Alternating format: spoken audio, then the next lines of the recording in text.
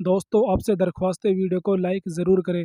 اسلامی کیلنڈر کے مطابق نئے سال کی شروعات محرم کے مہینے سے ہوتی ہے۔ سیاہ مسلمانوں کے لیے یہ مہینہ بہت غم بھرا ہوتا ہے۔ جب بھی محرم کی بات آتی ہے تو سب سے پہلے ذکر کربلا کا کیا جاتا ہے۔ آج سے لگ بھگ 1400 سال پہلے تاریخ اسلام میں کربلا کی جنگ ہوئی تھی۔ یہ جنگ ظلم کے خلاف انصاف کے لیے لڑی گئی تھی۔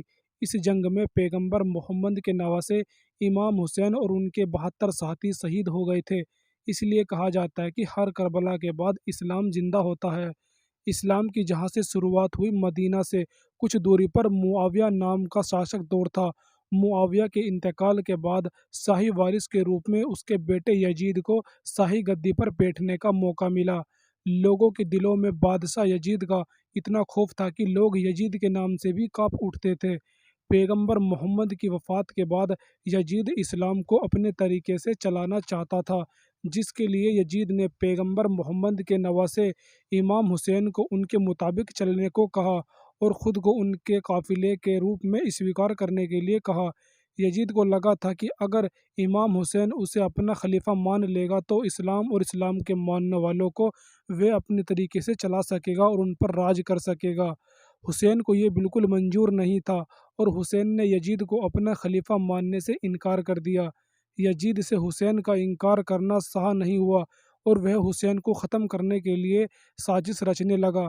یزید کی بات نہ ماننے کے ساتھ ہی حسین نے اپنے نانا پیغمبر محمد شاہ مدینہ چھوڑنے کا بھی فیصلہ کیا۔ محرم کی دوسری تاریخ کو جب حسین کربلا پہنچے تو اس سمے ان کے ساتھ ایک چھوٹا سا لشکر تھا، جس میں عورتوں سے لے کر چھوٹے بچوں تک کل ملا کر 72 لوگ شامل تھے۔ اسی دوران کربلا کے پاس یزید نے امام حسین کے قافلے کو گھیر لیا اور خود کو خلیفہ ماننے کے لیے انہیں مجبور کیا، لیکن حسین نے یزید کو خلیفہ ماننے سے انکار کر دیا۔ حسین کے کربلا پہنچنے کے بعد محرم کی 7 تاریخ کو امام حسین کے پاس کھانے پینے کی جتنی بھی چیزیں تھیں وہ سبھی سماپت ہو چکی تھی۔ یہ دیکھ کر یزید نے حسین کے لشکر پر پانی کی بھی پابندی لگا دی۔ محرم کی 7 تاریخ سے 10 تاریخ تک امام حسین اور ان کے قافلے کے لوگ بھوکے پیاسے رہے، لیکن امام حسین صبر سے کام لیتے رہے۔ ہر ڈھلتی شام کے بعد یزید کے ظلم بڑھتے ہی جا رہے تھے۔ یہ دیکھنے کے بعد امام حسین نے اپنے قافلے میں موجود لوگوں کو وہاں سے چلنے کے لیے کہا، لیکن کوئی بھی حسین کو چھوڑ کر وہاں سے نہیں گیا۔